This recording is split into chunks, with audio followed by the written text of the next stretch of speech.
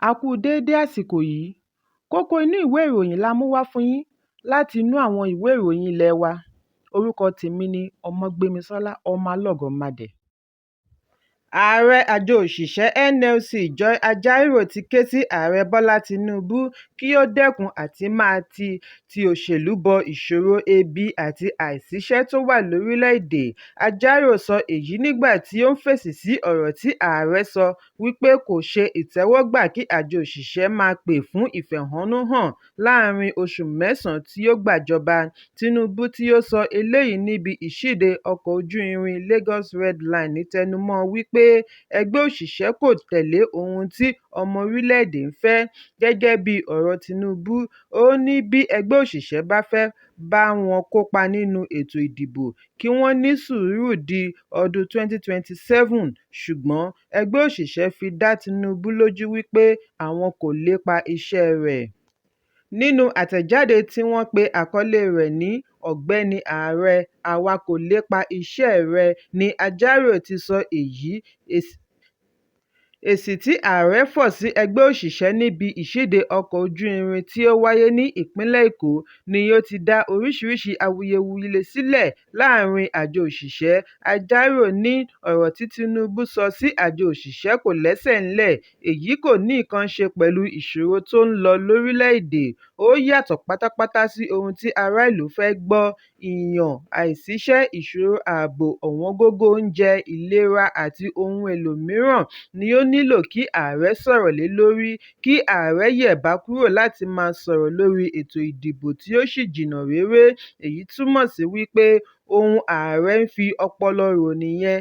Ẹ̀kúnrẹ́rẹ́ ìròyìn yìí wà nínú ìwé ìròyìn Daily Post tó jáde lónìí. Àwọn jàǹdùkú ti ṣe ìkọlù sí ọkọ̀ àjàgbé láti iléeṣẹ́ BUA tí ó kún fọ́fọ́ fún oúnjẹ ìgbàlódé tí a mọ̀ sí spaghetti ní agbègbè Dogarawa ní ojúnà Zaria sí Kano. Ìṣẹ̀lẹ̀ tí ó wáyé láàárín aago 3:15 ọ̀sán àná ni wọ́n rí bí àwọn jàǹdùkú ṣe ń kó páálí spaghetti kí wọ́n tó sá kúrò níbi ìṣẹ̀lẹ̀. Ìṣẹ̀lẹ̀ yìí ń wáyé lẹ́yìn ọ̀sẹ̀ kan tí irúfẹ́ ìṣẹ̀lẹ̀ bẹ́ẹ̀ wáyé ní agbègbè Suleja, níbi tí àwọn jàǹdùkú ti ṣe ìkọlù sí ọkọ̀ àjàgbé tí oúnjẹ kún inú rẹ̀ ní Suleja, ìpínlẹ̀ Niger, tí wọ́n ń jí àpò ìrẹsì pẹ̀lú àwọn oúnjẹ mìíràn lọ́wọ́ tí ebi àti ọ̀wọ́ngógó gbàgbóró kan. Gẹ́gẹ́ bí ẹni ọ̀rọ̀ náà ṣojú rẹ̀ ṣe sọ, ó ní ọlọ́pàá tí wọ́n rán lọ ibi ìṣẹ̀lẹ̀ rí ààyè mú afurasí 5 tí wọ́n lọ́wọ́ nínú jíjí oúnjẹ inú ọkọ̀. Ó fi kún un wípé ẹyọ páálí spaghetti kan kò ṣẹ́kù sínú ọkọ̀, gbogbo rẹ̀ ni àwọn jàǹdùkú kó pátápátá. Ẹ̀kúnrẹ́rẹ́ ìròyìn yìí wà nínú ìwé ìròyìn Daily Post tó jáde lónìí. Ọjọ́ 1 oṣù kẹta ọdún 2024 jẹ́ ọjọ́ Ẹtì tí òkùnkùn ṣú bolẹ̀ láàárín àwọn eléré orí ìtàgé ilẹ̀ Nàìjíríà bí ìlúmọ̀ọ́ká òṣèré Quadri Oyèbáméjì tí gbogbo ènìyàn mọ̀ sí Sisi Quadri ṣe di olóògbé lẹ́ni ọdún 44 44 years. Ohun tí a gbọ́ ni wípé Usuke ló da òṣèré yìí láàmú tí àrùn tó ní í ṣe pẹ̀lú kíndìnrín fa sábàbí nígbà tí ó wà ní ìlú abínibí rẹ̀ ní Ìwó, ìpínlẹ̀ Ọ̀ṣun. Ààrẹ àná fún ẹgbẹ́ àwọn onítíátà ní ìpínlẹ̀ Ọ̀ṣun, Tóyìn Ọláìyá sọ fún akọ̀ròyìn wípé olóògbé yìí bẹ̀rẹ̀ àìsàn nígbà tí ó ń ṣeré lọ́wọ́ lágbo òṣèré movie set. Ọláìyá ní kò hàn sí òun wípé Quadri yóò di olóògbé ní kíákíá. Bẹ́ẹ̀ làwọn èèyàn ya wọ ilé àgọ́ Ògúndé níbi tí bàbá olóògbé Alhaji Jimoh Oyèbáméjì tí ìnagijẹ rẹ̀ ń jẹ́ Yàgòfésù ń gbé, pẹ̀lú ẹkún ohun ìpayínkeke lórí ikú Sisi Quadri. Gómìnà ìpínlẹ̀ Ọ̀ṣun Adémọ́lá Adélékè ṣe àpèjúwe ikú Quadri gẹ́gẹ́ bí èyí tí ó jẹ́ ìyàlẹ́nu ńlá tí ó tún bani lọ́kàn jẹ́. Nínú àtẹ̀jáde tí agbẹnusọ gómìnà Ọláwálé Rasheed bu ọwọ́ lù ni ó kà wípé Sisi Quadri jẹ́ òṣèré tí ó dùn ún wò nínú eré. Ó jẹ́ ẹni tí ó ní ẹ̀bùn àmútọ̀runwá tó ṣe iyebíye, a máa tan ìmọ́lẹ̀ pẹ̀lú àwòkọ́ṣe. Ipa tí ó fi sílẹ̀ jẹ́ èyí tí kò ṣeé gbàgbé ní kíákíá. Ikú Quadri wáyé lẹ́yìn ọdún kan tí ó pàdánù ìyá rẹ̀ ní ọjọ́ 22 oṣù kejì ọdún 2023. Òṣèré yìí jẹ́ ìlúmọ̀ọ́ká nínú ká máa ṣẹ̀kẹ́ èébú láì fìkan pe méjì nínú eré sinimá tàbí orí ẹ̀rọ ayélujára.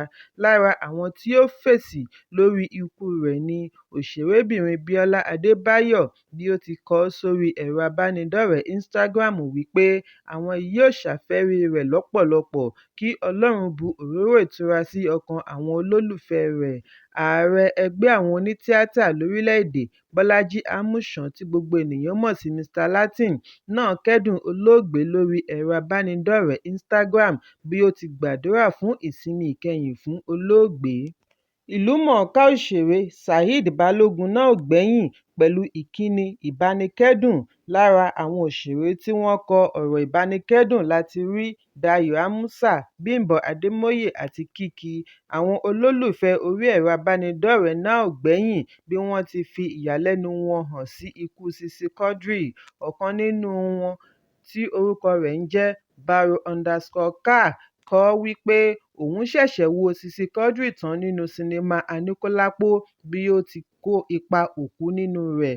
Ẹlòmíràn tí orúkọ rẹ̀ ń jẹ́ Gẹ̀lẹ́bí Maida Stars ní tirẹ̀ béèrè wípé kí ló pa á, ó wá gbà á ládùúrà wípé ikú àìtọ́jọ́ ò ní jẹ́ ìpín gbogbo wa, àmín.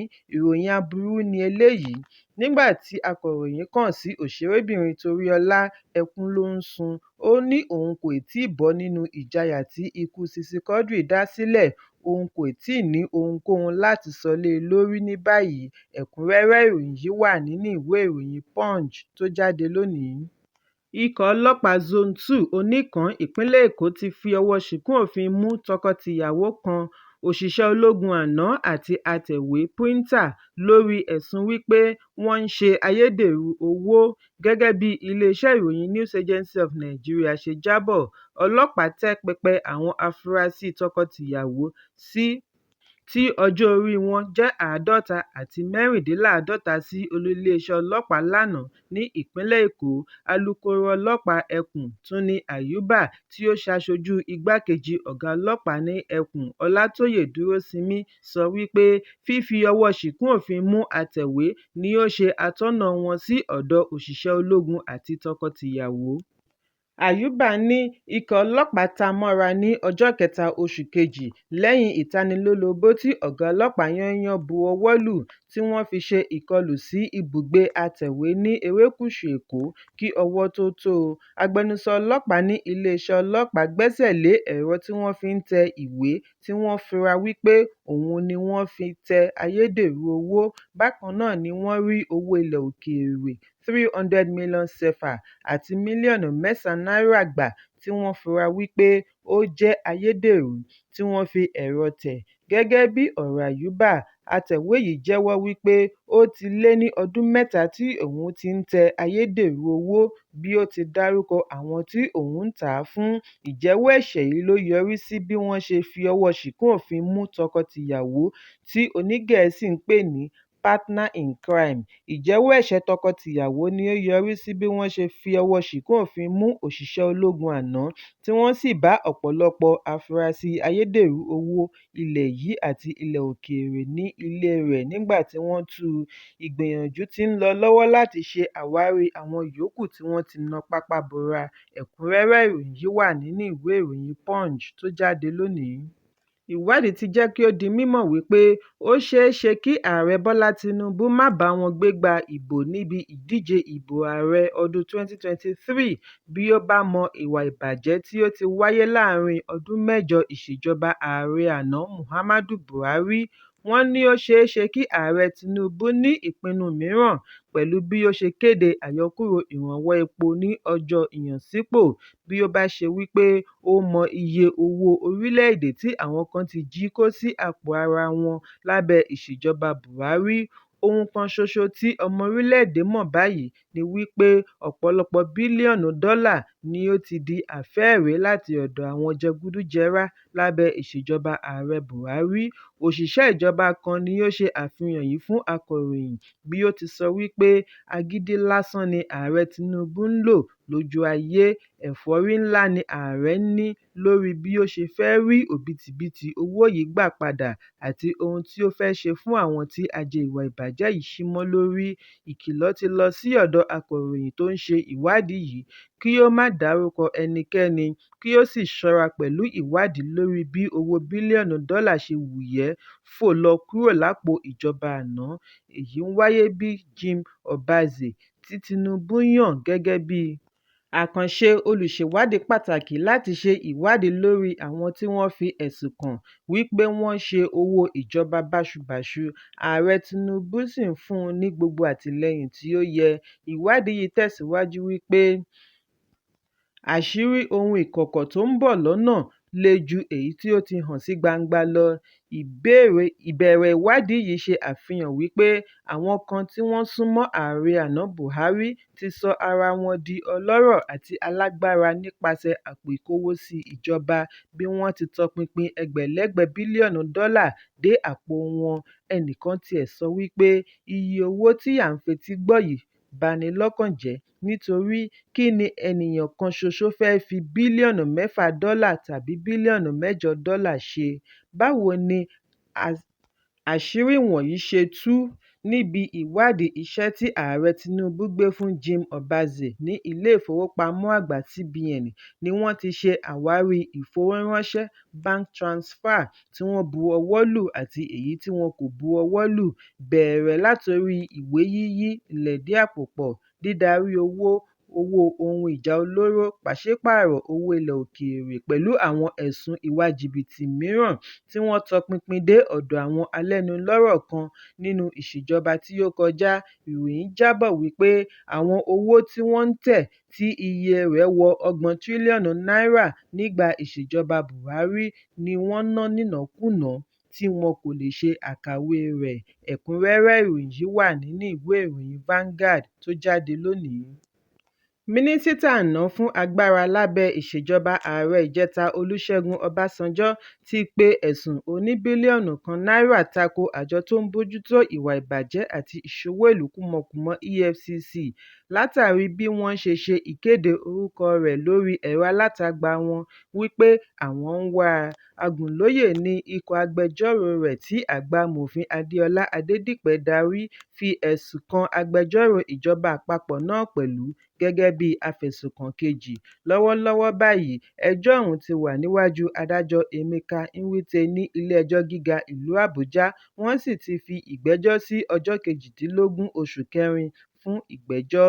Nínú ẹ̀sùn tí mínísítà àná pè ní ó ti bẹ̀bẹ̀ oníkókó 6, lára rẹ̀ ni wípé kí ilé-ẹjọ́ kéde wípé EFCC kò ní agbára lábẹ́ òfin àjọ EFCC tàbí òfin ọlọ́pàá láti kéde wíwá rẹ̀ lórí ẹ̀rọ alátagbà wọn tàbí ní ibikíbi.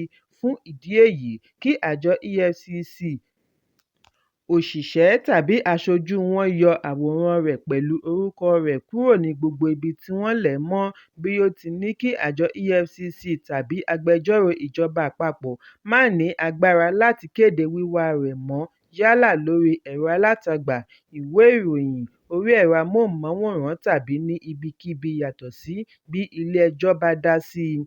Bákan náà ni ó ń béèrè fún bílíọ̀nù kan náírà owó ìtanràn láti ọ̀dọ̀ àjọ EFCC. Ẹ̀kúnrẹ́rẹ́ ìròyìn yìí wà nínú ìwé ìròyìn The Nation tó jáde lónìí. Ọ̀gbẹ́ni kan ẹni ọdún 53 láti Nkushi orílẹ̀-èdè Zambia, Laban Mukobelo ni a gbọ́ wípé ó júbà ìhòòrò lẹ́yìn tí ó ṣá ìyàwó rẹ̀ láàké nítorí ìyẹn fún un ní ìwé kọ́kọ́ láti ilé-ẹjọ́. Iléeṣẹ́ ọlọ́pàá ti wá bẹ̀rẹ̀ wíwá rẹ̀ lórí bí ó ṣe ṣá ìyàwó rẹ̀ ẹni 50 ọdún. Eunice ni ó ṣe àfisùn sí àgọ́ ọlọ́pàá ní ọjọ́ 17 oṣù kejì wípé Laban ṣe ìkọlù sí i ní ọjọ́ 15 oṣù kejì, ọjọ́ kejì àyájọ́ olólùfẹ́ Valentine's Day láàrin aago 2 ọ̀sán. Nínú àkọọ́lẹ̀ rẹ̀ ni ó ti ṣàlàyé wípé èdè-àìyedè gbogbo ìgbà ni ó jẹ́ kí òun pe ẹ̀sùn sí ilé-ẹjọ́ tako ọkọ rẹ̀ kí oníyẹn tó fi ẹ̀ṣẹ́ àti àáké dá àrá sí i lára. orí, ojú, ẹ̀rẹ̀kẹ́ pẹ̀lú eyín mẹ́ta ni ó dégbò lára ìyàwó. Àwọn ará àdúgbò ni wọ́n sáré gbé Unity dìgbàdìgbà re ilé-ìwòsàn fún ìtọ́jú. Igbákejì agbẹnusọ ọlọ́pàá Dani Nwale fìdí ìṣẹ̀lẹ̀ yìí múlẹ̀. Ìwádìí jẹ́ kó di mímọ̀ wípé èdè-àìyedè gbogbo ìgbà ni ó mú ìyàwó pinnu àti kọ ọkọ rẹ̀ sílẹ̀. Ìbínú wípé ìyàwó jáwèé fún un ni ó mú ọkọ fa àáké yọ tí ó fi ń ṣá ní gbogbo ara. Ẹ̀kúnrẹ́rẹ́ ìròyìn yìí wà nínú ìwé ìròyìn The Nation tó jáde lónìí. Kókó inú ìwé ìròyìn tòní kò ní jù báyìí lọ. Ẹ pàdé mi ní ọjọ́ Ajé Monday fún àkọ́tún. Kí a tó lọ, ẹ má ṣaláì fi àríwísí yín ránṣẹ́, ìyẹn comment, kí ẹ sì bá wa subscribe sí ojúnà wa lórí YouTube kí kókó inú ìwé ìròyìn lè máa tẹ̀ yín lọ́wọ́ ní kíákíá.